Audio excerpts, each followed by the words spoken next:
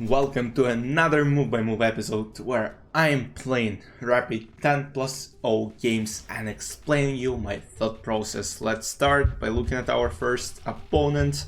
Hopefully we can find them because it's sometimes hard.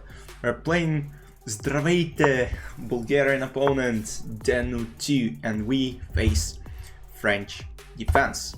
So there are a bunch of lines there. One of them is of course here knight f6, or people can play bishop b4 going for winawer. Some people play c5, which is kind of dubious line, so my opponent chooses winawer and I play e5 main line, and after c5 there are a bunch of very theoretical lines. So move here is bishop c3, main move. There is bishop a5, but I think I have takes.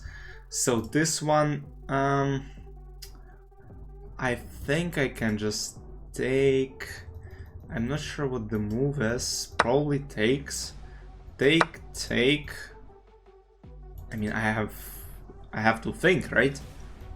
And explain you why I don't, let's say, play something like queen d4. So the idea at some point played to knight c6. Now the point is after b takes c3, there is queen c7 attacking this and this, and I kind of forget what the theory is. So it will be very important for me to, maybe refresh. Because it looks weird, but at the same time, it doesn't. Yeah, he plays knight c6. Knight c6, I don't think it's a good move. But I thought queen c7. Let's say queen c7, threatening this and this. Because if queen d4, then he can play knight c6, attacking this pawn and attacking the queen and win the pawn. But now after knight c6, I have a bunch of resources, including f4.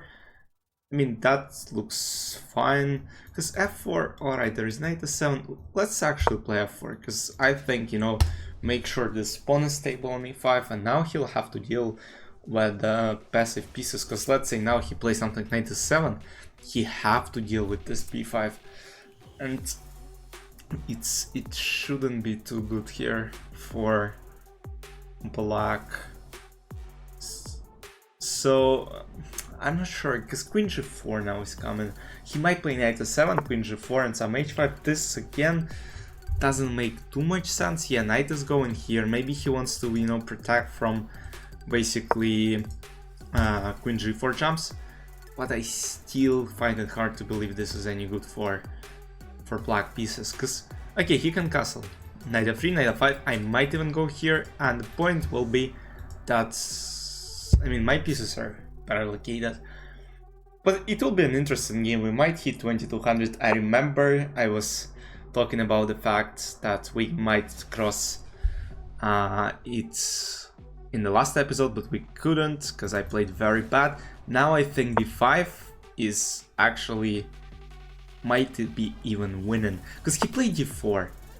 Alright, and now I have some c takes d4. I might just play knight f3 and then knight g5. There is some bishop a3 resource as well, because let's say castle, I might consider bishop h7, king h7, queen d8, and then take on e7. But that tactic doesn't win anything, unfortunately. Another move I can consider is simply to play c4, leaving the pawn on d4 isolated, and it will be a huge weakness, because what I'm trying to do here is to play knight f3 and then threaten the pawn. So he plays knight f5, so the idea is to play queen h4 now. So let's just play knight f3. Knight f3 is possible, but then, queen e2 even is fine. And of course, we will keep an eye on this. Knight g4 now. His whole idea is to play knight e3. So I think bishop f5 takes and bishop a3 gets me a lot of advantage. Maybe takes gets a lot of advantage as well. Because look, takes, queen d4, knight d4. At least it looks very powerful. Maybe it's not that good, and we will see why. Because yeah, maybe I'll let his bishop go somewhere, but at the same time, like, I might go here, and if knight e3 I can just take, and then yeah, he might have something. So let's play here, and then knight d4. And I always have, alright, h3 kinda annoying for black, because knight will have to go to h6. And it is doing absolutely nothing there, and it will have to reroute through pushing some, let's say, f6 and stuff, but in reality it just looks awful. and obviously if takes, it looks just very bad. And my idea might be even to play bishop b2 and then play knight d4. So there are a bunch of things for me and him to blunder, but let's see who comes out on top. So far, I really like my position. So let's play bishop a3, because I think it's useful to attack it once. And if rook e8, I mean, there is even bishop d6 and start pushing c5. So if this endgame happens, I think, guys, that bishop d6 c5 just wins the game quite easily. At least it should. So he is in huge trouble. We'll of course analyze the opening after the game, but I just don't think black can survive. Yeah, rook d8 is the move, and now I was thinking of bishop d6, because now even f6 doesn't really work, because I push c5. And I don't know, c5, and if he doesn't take it, then push e6. There's just too many things. He's just in a very bad spot. e6 has been tried. I mean, knight f7 is fine. I don't really care, because I can start by playing king e2 maybe, and then, you know, c4. Yeah, let's actually know how my coach used to say not to rush, because the position is winning. Because look, we got enough pawns. We just gotta play very slowly, thinkably. Just think, Roman. Just think for a while. So king d2 looks like a move to make. King f2 also makes a lot of sense. I'm not sure. King d2, yeah, maybe king d2 is not good, you know, here might be some troubles. At the same time, yeah, king f2, king f3 looks. King f2 also protects this. So let's play king f2. So the thing that I don't like, there could be some b6 at some point.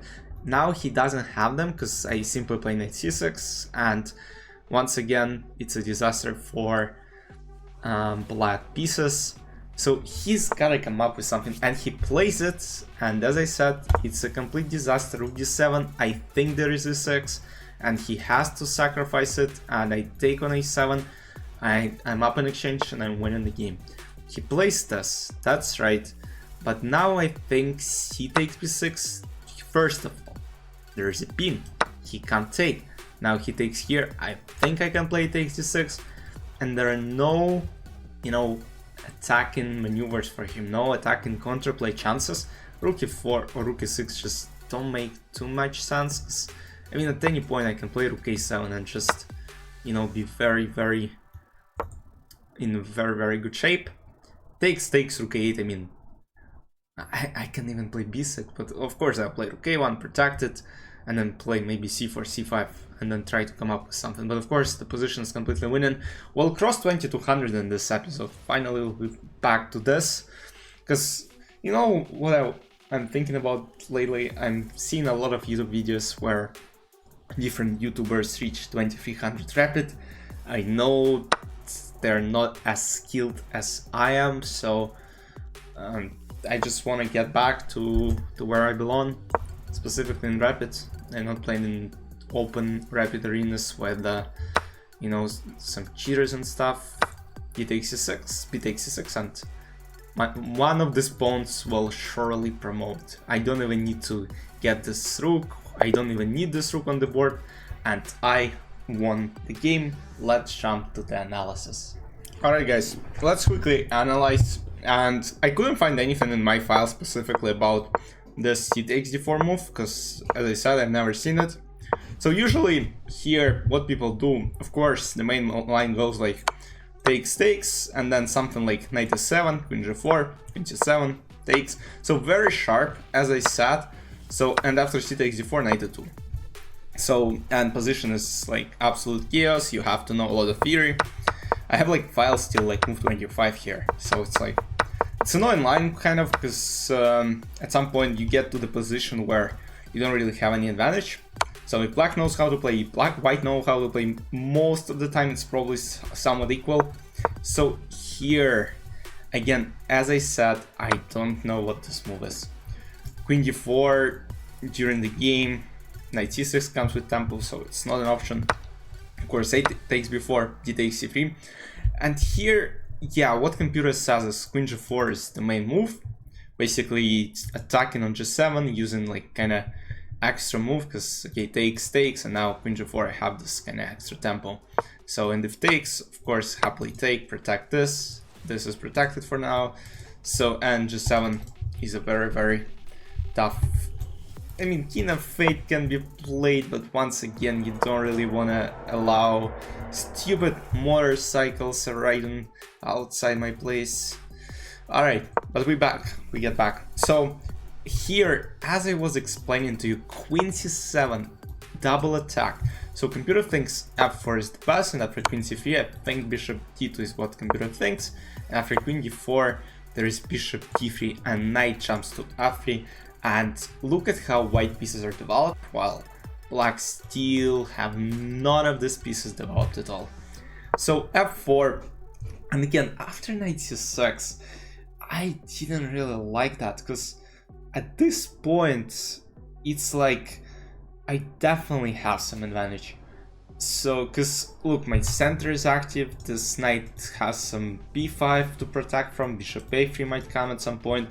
I don't think I played very precisely, still computer things like 84 point something accuracy, even says like I played like 2600, but I mean, fine. Knight h6. Again, I was calculating knight s7 during the game, but then again, as I thought something like bishop d3 or knight f3, knight h6 has a straight idea. Knight h6, you don't allow queen g4 because knight e7 still allows queen g4, but what I calculated was something like knight f5, and if I played this, trying to take here and here, there is h5.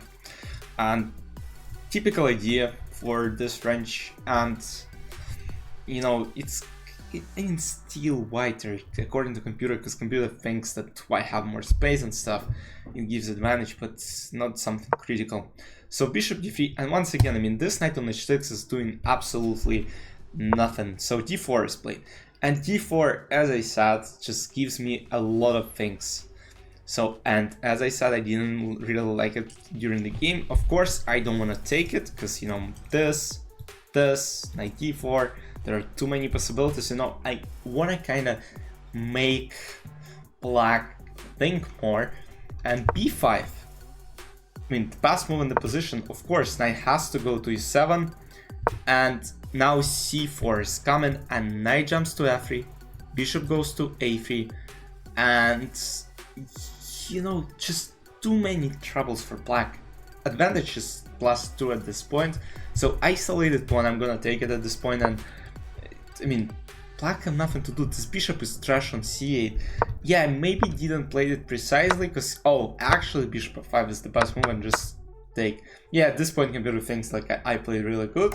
Just, you know, pick up a pawn, h3 is the best, and now bishop a3. Bishop a3 I thought is good, because, you know, I was really, you know, concerned that, you know, there might be some problems in the endgame with this pawn on c4. You know, he played bishop e6, then rook c8, so I needed to act quick, so I decided, you know, to go with attack. If my bishop goes to d6, it's over for sure. And once I placed my bishop on d6, I knew it was over, because at some point these pawns will start moving, and I'll be slowly putting more and more pressure on black. So yeah, king d2 was my initial thought, which is, again, not that bad, but king f2, I think, to avoid any problems along d file. King f2, d6, knight c6, and of course at this point it's just all over, because takes, pick up a pawn, now this pawn is also moving, and here black resigned and I won the game. That's it for today's game, for today's analysis. Let me know in the comments. Any feedback is appreciated. I'll see you in the next episodes of Move by Move. Bye bye.